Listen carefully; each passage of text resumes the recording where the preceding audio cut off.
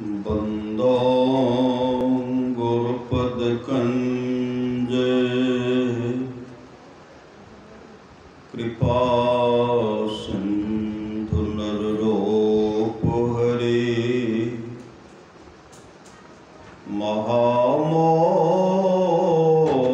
तुम कुंज जासु बचन बिकरन करा धन्य धन्य सतगुरु सुखदायक महिमा कही न जाए जो कुछ कहो तुम्हारी कृपा मोते कछु न बसाए। और व्यक्त रूप में प्रातः स्मरण अनंत श्री विभूषित परम पूज्य पाद सदगुरु महाराज के चरणों में कोटि कोटि नमन। मंचासीन पूज्य बाबागण विशिष्ट गुरुजन उपस्थित सत्संग प्रेम महानुभावों माताओं एवं बहनों सभी के अंदर में बैठे हैं परमात्मा को कोटि कोटि नमन।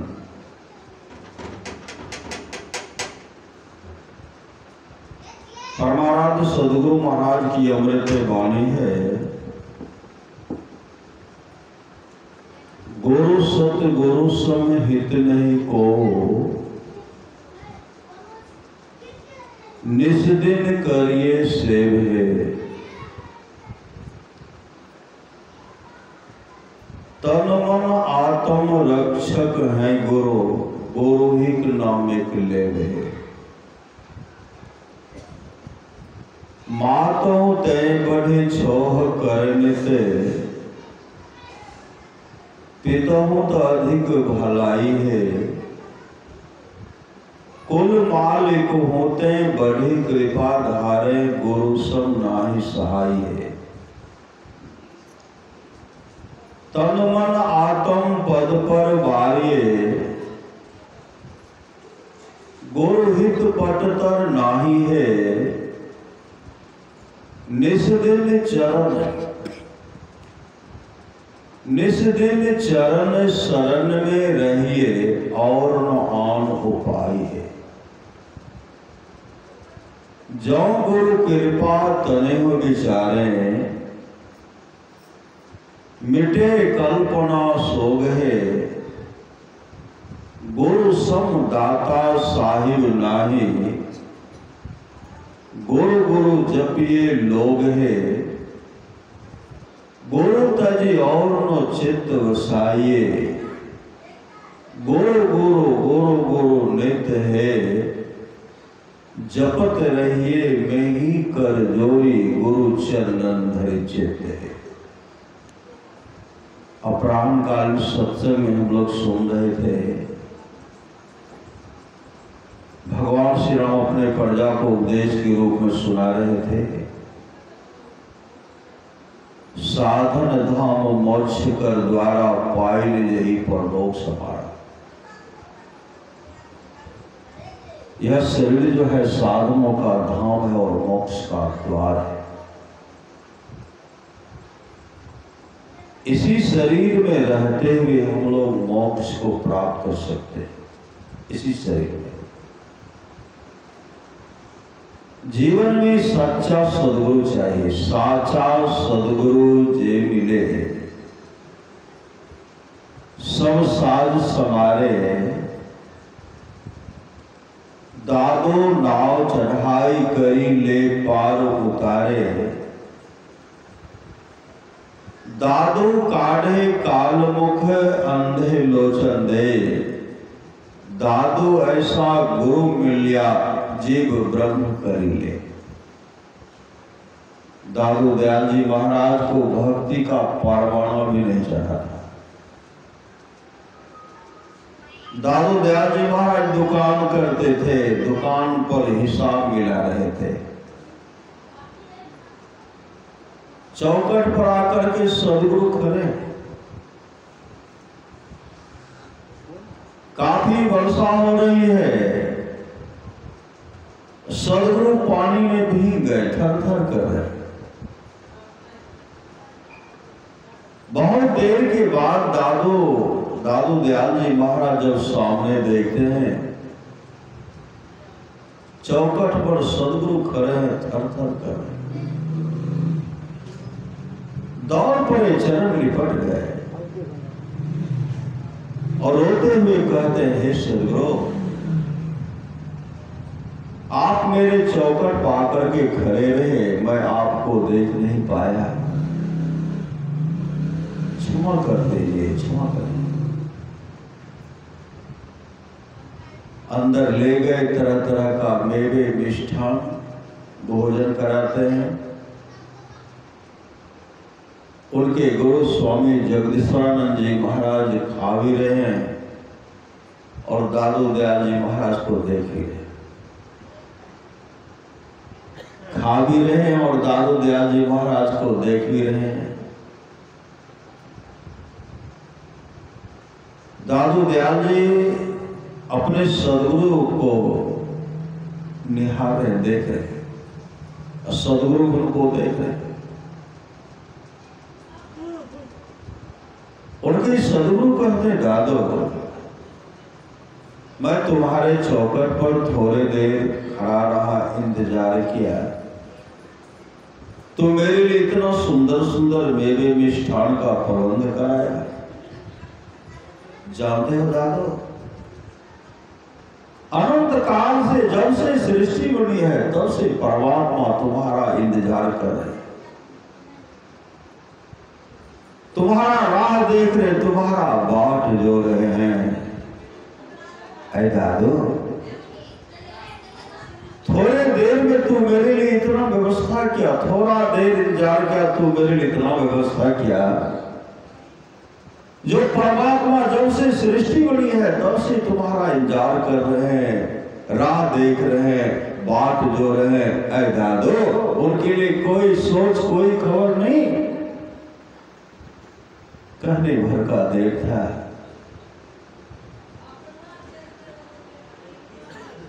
दादू जी अपने जीवन के बागडोर को सदा के लिए सदगुरु के हवाले करते थे, सदा के लिए। मुस्तैदी के साथ ध्यान भजन किए, एक किया, दादू जी बहुतों को उतारे, बहुतों को उतारे, बहुतों को उतारे। और दादू दयाल जी महाराज मोक्ष को प्राप्त किए। मोक्ष साधन धाम मोक्ष कर द्वारा पाए निधि पर लोक सवारा। आप लोग जानते होंगे, रज्जब खां जा रहे थे शादी करने के लिए।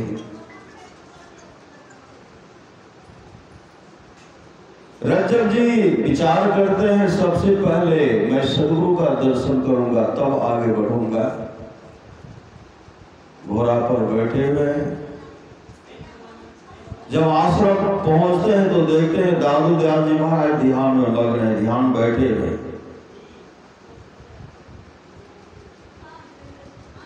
जैसे सदगुरु आंख खोलते हैं, रज्जब जी को देखते हैं और कहते, रज्जब तू गज्जब किया, सिर पर बांधा मौर, आया था तू हरि भजन को, चला नरक की ठोर। कौन पड़े घोड़े पर सिर, कौन पड़े। और सदगुरु के चरण लिपट गए, सदगुरु के चरण लिपट गए। और सदगुरु के चरण को छोड़ते ही नहीं है। जहां शादी होती, बगल में ही था, तमाम लोग आते हैं और कहते अब चला जाए, मुहूर्त बीता जा रहा है, चलिए शादी कर लीजिए। रज्जब जी ने कहा नहीं, अब मैं सदगुरु को छोड़ करके कहीं नहीं जाऊंगा। कर्णधार सदगुरु दृढ़ावा दुर्लभ साथ सुलभ कर पावा। मैं सदगुरु के चरणों को छोड़ करके कहीं नहीं जाऊंगा। तब रज्जब जी अपने छोटे भाई को मनाते हुए कहते, भैया तू शादी कर ले, मुझे सदगुरु के चरण में शरण में रहने के लिए दे। छोटे भाई को भेज देते शादी करने के लिए, और रज्जब जी सदा के लिए अपने जीवन के बागडोर को सदगुरु के हवाले करते हैं। आप लोग जानते होंगे दादू दयाल जी महाराज का जब शरीर छूटा है, रज्जब जी बिलख बिलख करके रो रहे हैं, और ऐसे आंखों खोलते हुए कहते हैं, सदगुरु मुझे तो देखिए, मुझे देखिए। आप तो मुझे देखते थे, आज क्यों नहीं देख रहे हैं, मुझे तो देखिए। ऐसे आंखों खोलते हैं, फिर फट बंद हो जाती है। क्यों? इस सदगुरु तो शरीर संसार से निकल गए, शरीर से निकल गए थे। आंख खोलते हैं, फिर पट बंद हो जाती, उसी समय बिलख बिलख करके रोते हुए कहते हैं, इन आंख से देखना था तो सदगुरु को देखना था। इन आंख से देखना था तो सदगुरु को देखना था। जब सदगुरु ही सदा के लिए आंख बंद कर लिए, इन आंख से देखो तो किनको देखो। जब सदगुरु ही सदा के लिए आंख को बंद कर लिए और प्रतिज्ञा कर लिए, जब तक हम जीवित रहेंगे इन आंख से किसी दूसरे को नहीं देखेंगे, क्योंकि देखना था तो सदगुरु को ही देखना था। तो जानते हैं रज्जब जी सदा के लिए आंख बंद कर लिए, सदा के लिए, कभी उस आंख से किसी को देखे नहीं। परम संत बाबा देव साहब की वाणी है, सच्चा शिष्य वह है जो गुरु को परमात्मा के तुल्य जानकर आदर करते हैं। इसलिए गुरु ही तो है, गुरु पितु है, गुरु ही जीव के पितु हैं। गुरु सब कोई नहीं दूजा, जो जीवों को उधारा है। गुरु की नित्य कर पूजा, जगत इन सब नहीं दूजा। नहीं को और नहीं सूझा, फकत गुरु ही आधारा है। इसलिए भगवान श्री राम कहते हैं, कर्णधार सदगुरु दृढ़ावा दुर्लभ साथ सुलभ कर पावा। आप लोग जानते होंगे स्वामी विवेकानंद, बचपन का नाम था नरेंद्र। जब नरेंद्र के पिताजी संसार से चलो से नौकरी की तलाश में निकलते हैं, नौकरी मिल नहीं रही है, नौकरी नहीं मिली, भटक रहे हैं, नौकरी नहीं मिला। परिवार का बोझ, परिवार का भार उन पर, उनके ऊपर है। परिवार का भरण पोषण भी करना है और नौकरी की तलाश में भटक रहे हैं। जैसे रामकृष्ण परमहंस जी महाराज का उनको दर्शन हुआ। रामकृष्ण परमहंस जी महाराज ईश्वर की चर्चा कर रहे थे, ईश्वर की चर्चा। नरेंद्र कहते हैं, आप जो ईश्वर कहते हैं, क्या आपने ईश्वर को देखा है?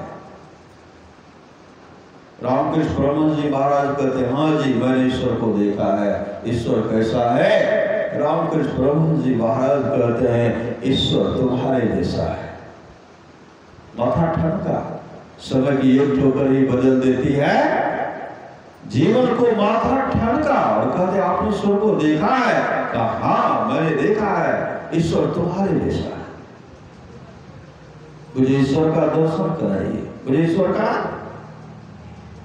दर्शन कराइए। तो स्वामी रामकृष्ण परमहंस जी महाराज ने कहा, ईश्वर के लिए बिलख बिलख करके रोना पड़ेगा। ईश्वर के लिए,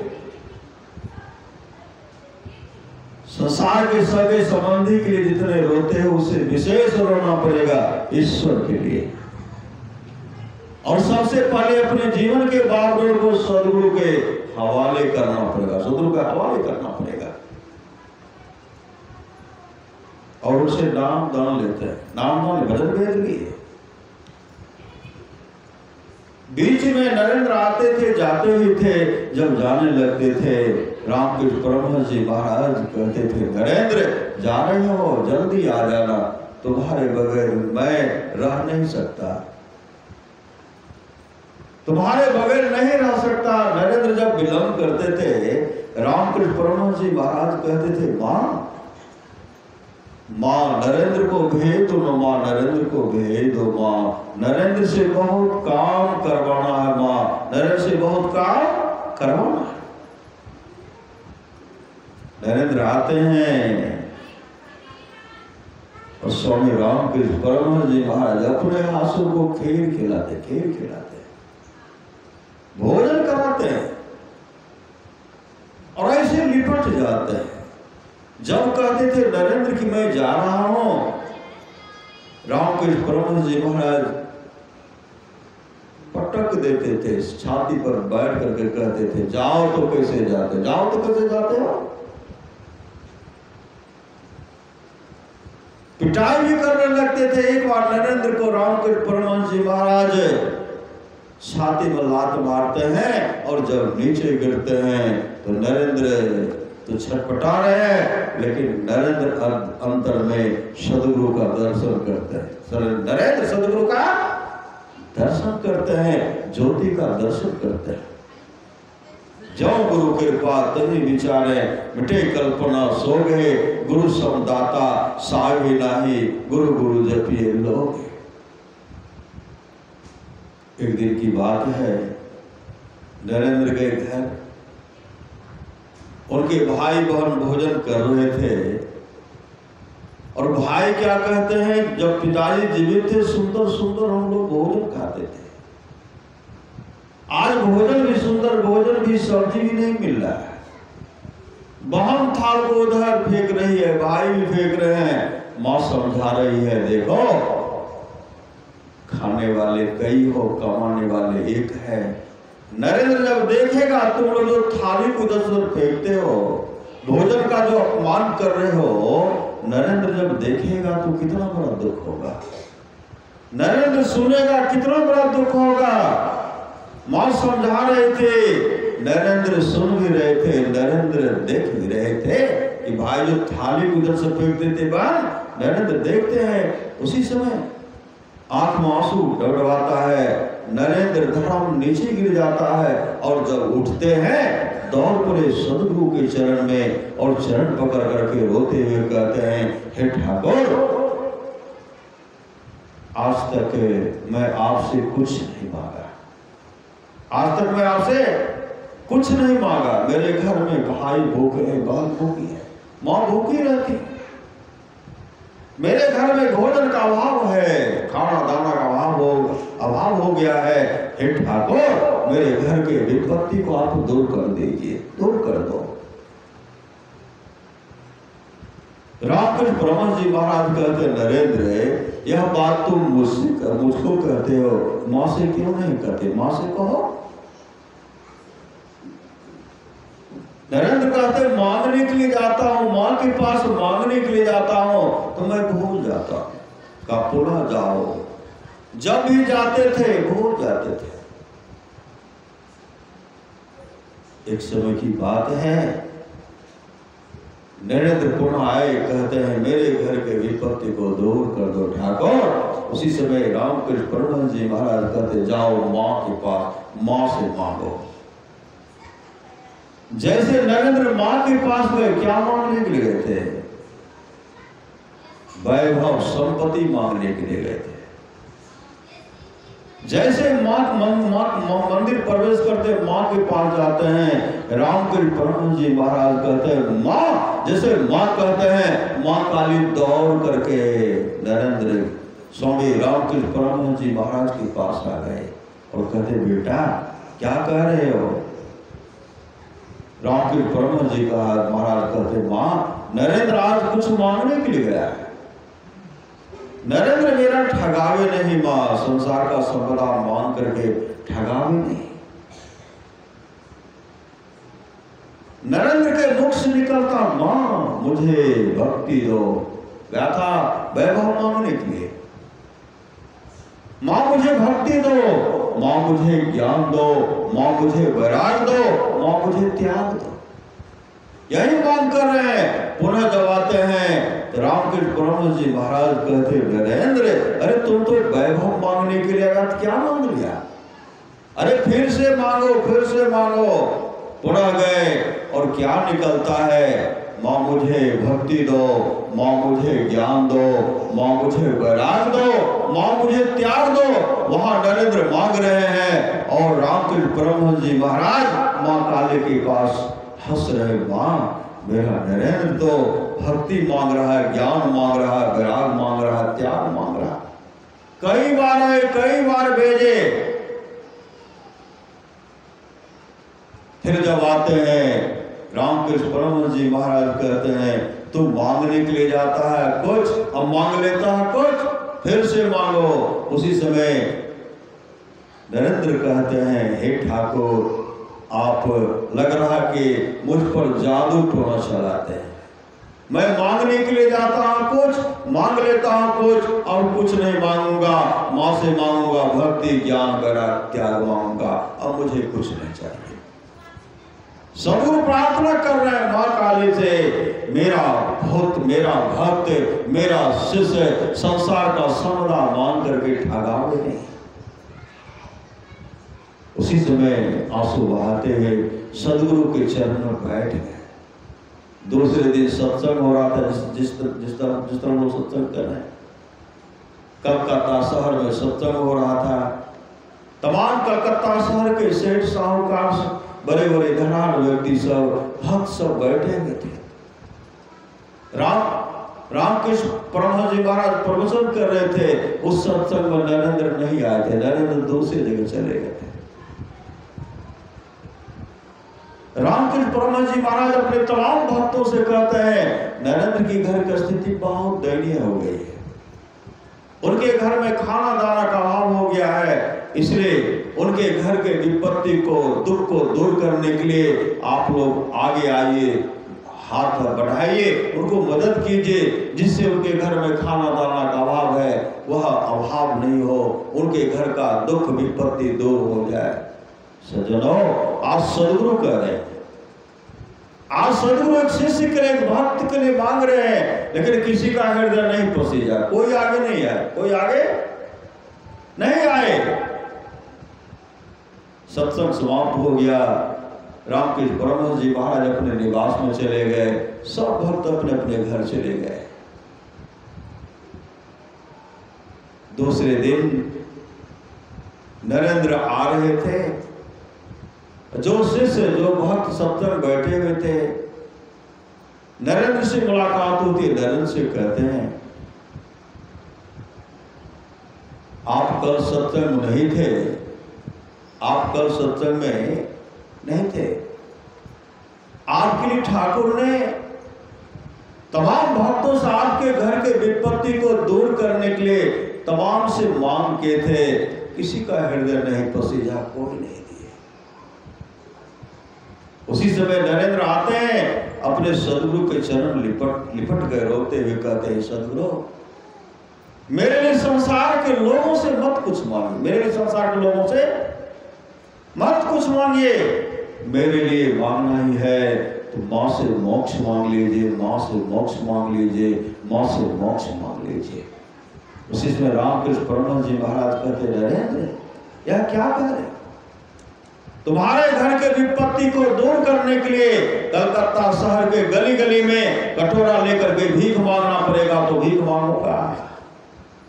फिर नरेंद्र रोते हुए कहते हैं, सदगुरु मेरे लिए संसार के लोगों से मत कुछ मांगिए, मत मांगिए, आंसू बहा रहे हैं। पर सदगुरु कहते, जाओ नरेंद्र जाओ, आज से तुम्हारे घर में खाना दाना का अभाव नहीं होगा, जाओ नरेंद्र जाओ, अब तुम मोक्ष को ही प्राप्त करोगे, मोक्ष को ही प्राप्त करोगे, मोक्ष को ही प्राप्त करोगे।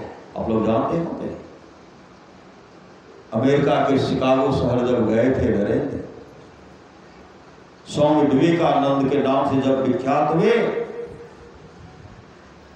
मंच पर बड़े बड़े विद्वान बैठे हुए थे, बड़े विद्वानों की टोली थे, मंच पर भी नीचे भी बड़े बड़े विद्वान बैठे हुए थे। जब नरेंद्र को बुलाते हैं, जैसे कहते हैं जो भारत से आए आपका आकर के आप उपदेश कीजिए। विद्वानों की टोली को देख करके नरेंद्र भयभीत हो गए, घबरा गए, भीतर कांप उठे और उसी समय अपने सदगुरु का स्मरण करते हैं, हे सदगुरु, विद्वानों की टोली में क्या उपदेश करूं? भीतर कांपने लगे, भयभीत हो गए। जैसे अपने सदगुरु का स्मरण करते हैं, सामने में सदगुरु का दर्शन होता। सदगुरु का दर्शन होता है, हर रोए में, हर रोम में सदगुरु का दर्शन हो रहा है और लग रहा है कि रामकृष्ण परमहंस जी महाराज कहते हैं, नरेंद्र जाओ उपदेश करो, नरेंद्र जाओ उपदेश करो। और सामने में सदगुरु का दर्शन हो रहा है। जब उपदेश करने लगे, सौन एक स्वर से कहा, विद्वता के परे के विद्वान, विद्वता से परे के विद्वान, किनकी कृपा? जाओ गुरु कृपा तनि विचारे, मिटे कल्पना सो गए, गुरु समदाता साहिब नाही, गुरु गुरु जपिए लोग है, गुरु तज और न चित्त वसाइए, गुरु गुरु गुरु गुरु नित्य जपत रहिए, मैं ही कर जोरी, गुरु चरणन धरि चित्त।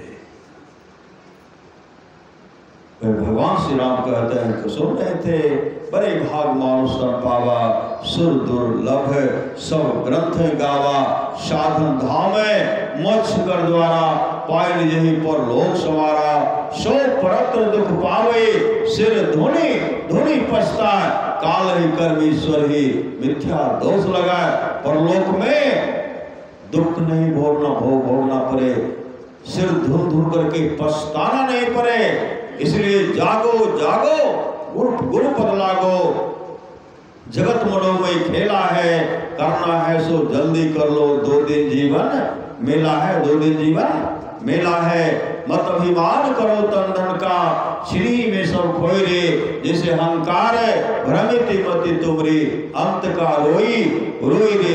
इसलिए अपने जीवन के बागडोर को संत सदगुरु के हवाले कीजिए। आप लोग जानते होंगे गुलिक ब्याद है, गुलिक ब्याद क्या करते थे?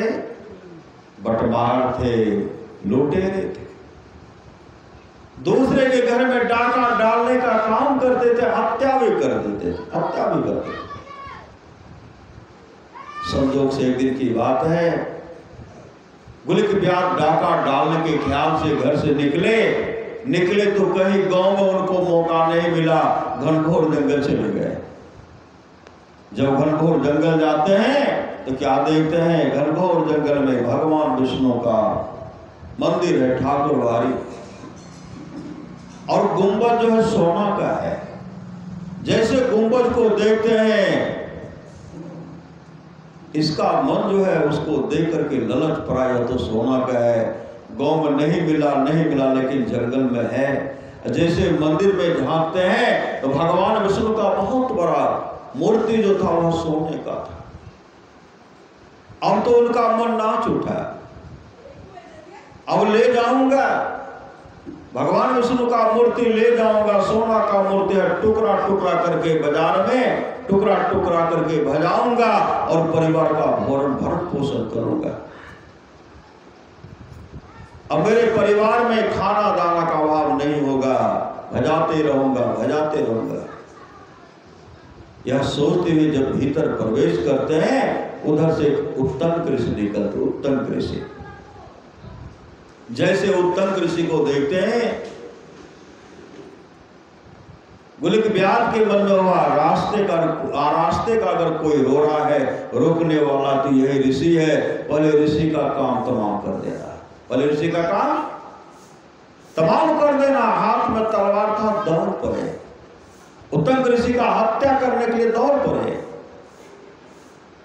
जैसे तलवार का प्रहार करना चाहते हैं, उसी समय उत्तम ऋषि कहते हैं, भैया क्या करने के लिए जा रहे हो? क्या करने के लिए जा रहे हो भैया? गुलिक ब्याद कहते, मेरा कोई भाई नहीं, कोई मेरा बंधु नहीं, मुझे धन चाहिए, धन। रास्ते का रौरा तुम हो, जब तक हम तुम्हारा हत्या नहीं कर देंगे तब तक हम यहाँ से लेके नहीं जा सकते हैं, इसलिए रास्ते का रौरा तुम हो, इसलिए सबसे पहले तुम्हारा काम तमाम करेंगे। तलवार उठा करके जैसे प्रहार करने वाले थे, पुनः उत्तंक ऋषि कहते भैया तो दूसरे का धन हरण करके, दूसरे का हत्या करके परिवार का भरण पोषण करते हो। भैया जब शरीर से जीवात्मा निकलेंगे, जमदोर उनको घसीटते हुए लेके चले जाएंगे। उस समय चीखोगे, चिल्लाओगे और उस समय कहोगे हे भार्या, हे पुत्र, हे कुटुंबियों, हे सगे संबंधियों, कोई तो मुझे जम पास से बचाओ, जम की पास से बचाओ। भैया कोई नहीं बचाएगा। चीखते चिल्लाते रहोगे हे भार्या मुझे बचा लो, कोई नहीं बचाएगा। और जमदूत की अदालत में, वह जमराज की अदालत में बहुत बड़ा दुख भोगना पड़ेगा। तरह तरह समझा रहे हैं, फिर भी गिलत ब्याद कहते हैं कोई दुख भोगना नहीं पड़ेगा। बार बार संत जगावल, कोई कोई जागल रे की बार बार संत महात्मा जगा रहे हैं। समय की एक ठोकर ही बदल देती है जीवन को। उसी समय उत्तंक ऋषि इतने अच्छे ढंग से समझाए, भैया नरक में बहुत बड़ा दुख भोगना पड़ेगा। इतने अच्छे ढंग से समझाए। उसी समय गुलक ब्याद उत्तंक ऋषि के चरण पकड़ लेते हैं। भैया मैं एक क्या, हे ऋषिवर, हे महात्मा, मैं एक क्या, बहुतों का हत्या क्या, बहुतों के धन को लूटे। नरक में बहुत बड़ा दुख भोगना पड़ेगा। हे ऋषिवर, मेरा कल्याण कैसे होगा? मेरा कल्याण मतलब कर्म फल जो जिनका हत्या कहते उनके सामने नाच रहा था। बहुत बड़ा दुख भोगना पड़ेगा। बिलख बिलख करके रो रहे हैं। अपने आंसू से उत्तंक ऋषि के चरणों को धो डाले। चरणों को जैसे धो डालते हैं और आंसू बहाते हुए, हे ऋषिवर मेरा उद्धार कैसे होगा? हे ऋषिवर मेरा उद्धार कैसे होगा? उसी समय उनके चरणों पर अपने माथा को रखते हुए अपने प्राण को त्याग देते हैं, प्राण को त्याग देते हैं। और उसी समय उत्तंक ऋषि क्या करते हैं? भगवान विष्णु के लिए जो चरणोदक था उससे उनके पूरे शरीर को सींचते हुए ओम नमो भगवते वासुदेवाय इस मंत्र का उच्चारण के और अपने हाथ से उनके शरीर को सींचते हैं। उसी समय उस लाश से एक देव पुरुष निकलते हैं, एक देव पुरुष निकलते हैं। और देव पुरुष कैसा? भगवान विष्णु के रूप और स्वरूप जैसा। वैकुंठ लोक से विमान आता है और भगवान विष्णु का रूप धारण करते, जो भगवान विष्णु का रूप है उसी रूप, उसी तरह सुंदर चार भुजाधारी उसे रूप धारण करके पुष्प का वर्षा करते हुए संतों के चरणों माथा टेकते हुए विमान पर बैठ करके वैकुंठ लोक को चले गए। ये सत्संग और सदगुरु की कृपा है। कर्णधार सदगुरु दृढ़, इसलिए अपने जीवन के बागडोर को सदगुरु के हवाले कीजिए। इहलोक परलोक दोनों मंगलमय होगा।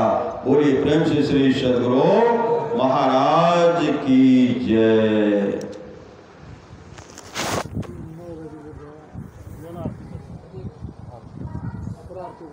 हम तो कुछ बढ़ गए, 10 मिनट बोले थे करने के लिए।